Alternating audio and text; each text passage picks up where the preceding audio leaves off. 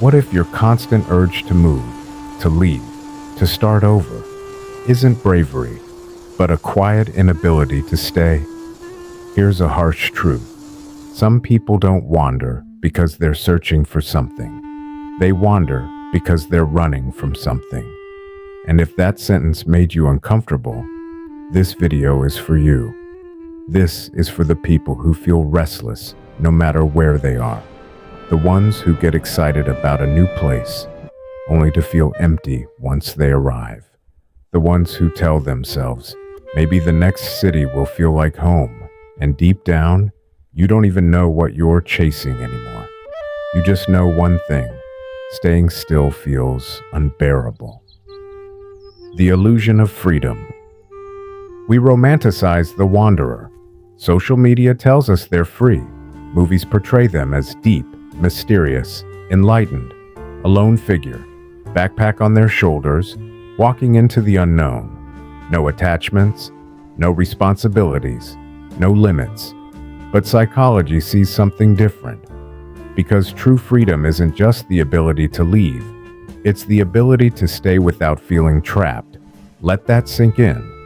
If you can only feel okay when you're moving, then movement isn't freedom, it's dependency. And dependency always has a root: why you can't sit still. Restlessness isn't random. Your brain doesn't just decide one day to reject stability. There's always a psychological reason behind it. Let's break it down. Number 1, you associate stillness with pain. For many restless wanderers, stillness isn't peaceful. It's dangerous, because when everything slows down, your thoughts get louder, the distractions disappear, and suddenly you're left alone with regret, anxiety, unresolved trauma.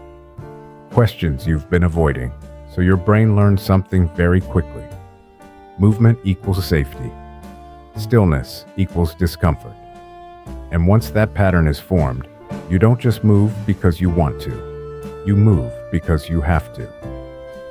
Number 2 is you're addicted to novelty. Every new place gives you a hit of dopamine. New faces, new streets, new experiences. It feels like a fresh start, a clean slate. But here's the harsh truth. You're not addicted to travel. You're addicted to the feeling of becoming someone new. Because when you arrive somewhere new, you get to temporarily escape who you were. No one knows your past. No one knows your failures. You can reinvent yourself, but that version of you doesn't last. And when reality catches up, you leave again. Now, number 3, you fear commitment more than you admit. Commitment isn't just about relationships. It's about choosing a life and staying with it. A place, a career, a routine, a version of yourself. And that's terrifying, because committing means you can't blame your environment anymore. You can't keep saying, "I'll figure it out later." You have to face the consequences of your choices. So instead, you keep moving. Because as long as you're in transition, you never have to fully commit.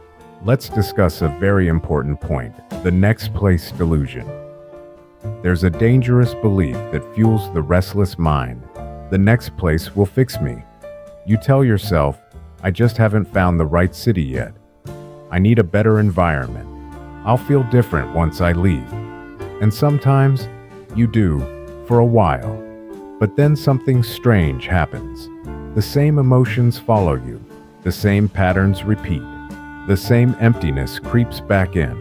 And you start thinking, maybe I just picked the wrong place again. But what if it's not the place? What if it's you?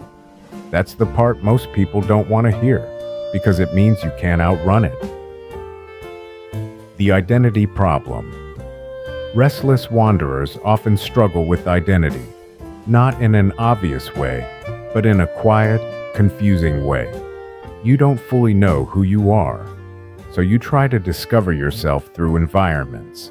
You think, maybe I'm the kind of person who belongs here. But every place feels slightly off, like you're trying on identities that don't quite fit. And the more you move, the less grounded you feel. Because identity isn't built through constant change. It's built through consistency, through staying long enough to fail, learn, adapt, grow. But when you keep leaving, you interrupt that process. So you remain in a constant state of almost becoming. If you're still watching, it means this is about you. So like the video and subscribe. The loneliness no one talks about. Here's another harsh truth. The restless lifestyle is incredibly lonely. Not at first. At first it's exciting. You meet new people. You have temporary connections. You feel alive. But over time, you start to notice something. Nothing lasts. Friendships are short-lived. Connections are shallow. Goodbyes become routine. And eventually, you stop investing emotionally. Because what's the point? You're going to leave anyway. Or they are. So you build walls. And the more you wander, the harder it becomes to form deep connections.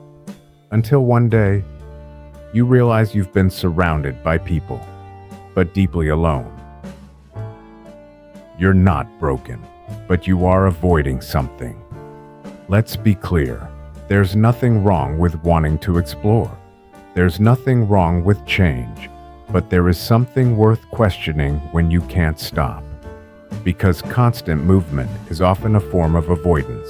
Avoidance of emotional pain, responsibility, self-reflection, stability, and avoidance always comes with a cost. You might gain experiences, but you lose depth. You might gain freedom, but you lose roots. And eventually, you lose clarity about who you are. Now take a second to like and subscribe. You're probably the exact person this channel is for. Now, we will discuss the difference between seeking and running. Not all wanderers are the same. Some people are genuinely seeking growth. Others are running from discomfort. So how do you know which one you are? Ask yourself this. If you were forced to stay in one place for the next year, would you feel calm or would you panic? Your answer reveals everything, because someone who is truly free can stay or leave, but someone who is running feels trapped when they can't move. Do you know what you're really looking for?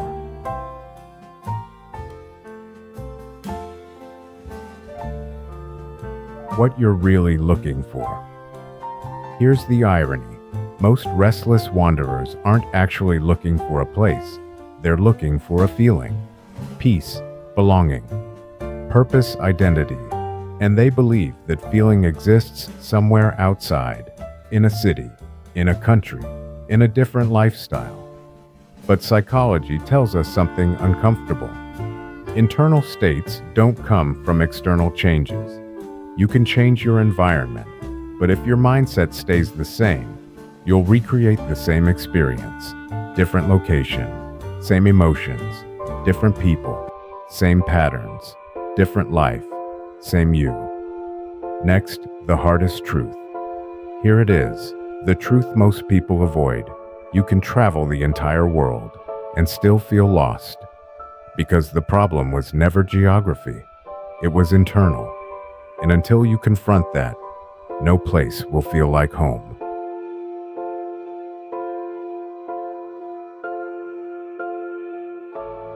How to break the cycle. If you see yourself in this is where things change.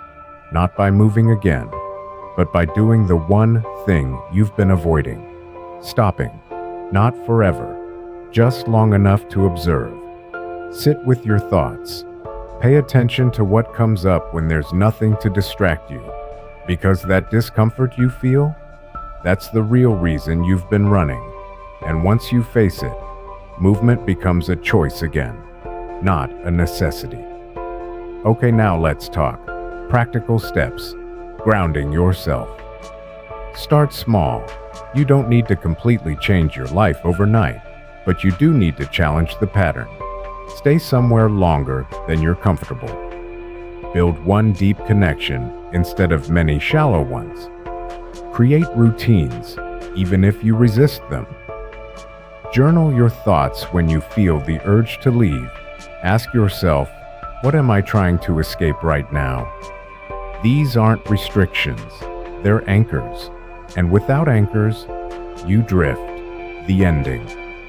So the next time you feel that urge, that itch to leave, that voice telling you maybe somewhere else will feel better, pause and ask yourself one question. Am I searching or am I escaping? Because that answer will determine the direction of your life, not your destination. You don't find yourself by running across the world. You find yourself by finally being still long enough to face who you've been carrying all along. If this made you see yourself differently, subscribe because we're just getting started.